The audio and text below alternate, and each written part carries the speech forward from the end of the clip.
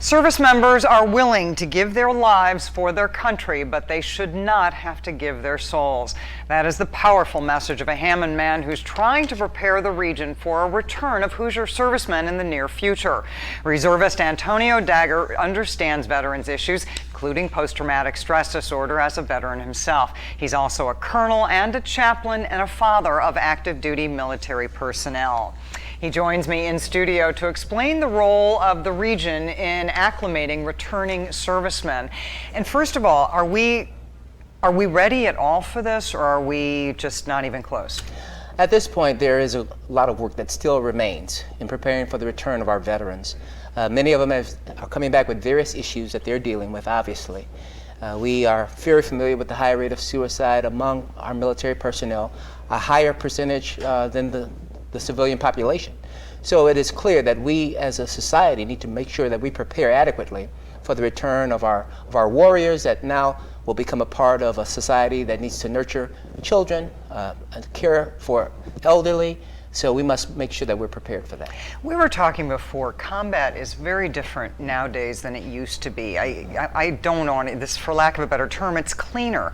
We don't have as much hand-to-hand combat, and I mean, yes, there is still a good degree of it, but where are the wounds coming from specifically? What's the main cause?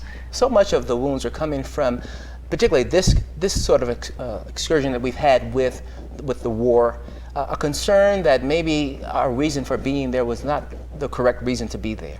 That has given so many of our young people who consider themselves always to be patriots first, it has really hurt them deeply to feel that maybe somehow they weren't there for the proper reason. So understanding that, we must support them in helping them understand that we are in this together, that it is not just their own lives that they have to deal with this, but we need to come alongside of those veterans and be prepared to help them through.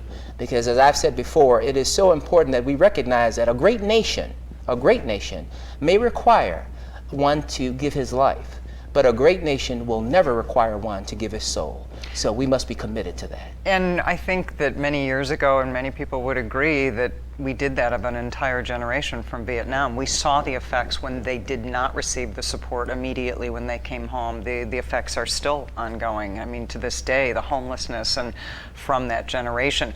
So what specifically can we do as a society? Where do we start? Well, it behooves us first to, in a military term, all hands on deck. Everyone must be prepared. We need to get our churches ready. We need to get our service agencies ready. We need to be prepared as a society that's committed to supporting the people that have given so much for us.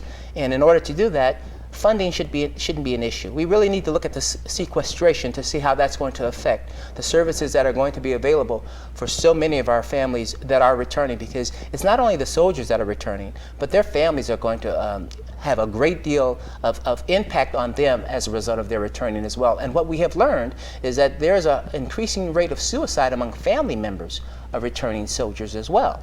And this is something that is not being talked about and definitely needs to be talked about.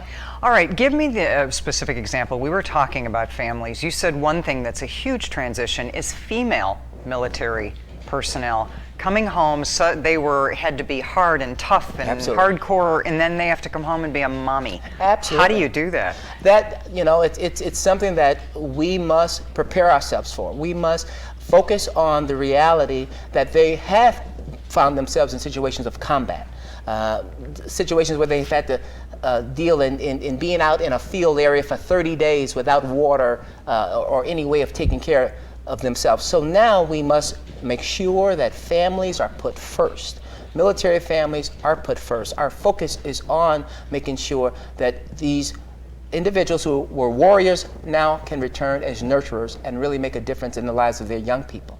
Critical. You know, one of the things that I know, though, has to be the hardest, and I hear this all the time from psychiatrists that I talk to, doctors, psychologists, people struggling with PTSD and their families.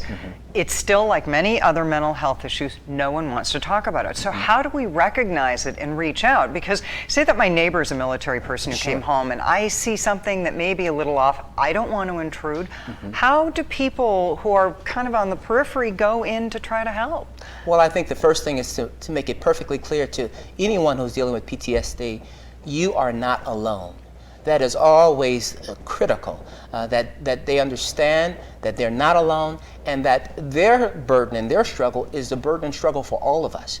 Because we, as Americans, made a decision to go. We need to make sure that we come alongside of these families and make sure we're available for them. As a neighbor, there should be a willingness to say to your next door neighbor, look, it's so good to have you back. You know, we prayed for you while you were gone, and now we need to rally around you to make sure that you have everything you need. I would assume, and real quick, we are out of time, it would be good to contact your local church or place of worship. Absolutely. Find out if they have programs that maybe you can support financially. We must get the churches involved, because a loss of hope cannot be fixed by a Vicodin pill.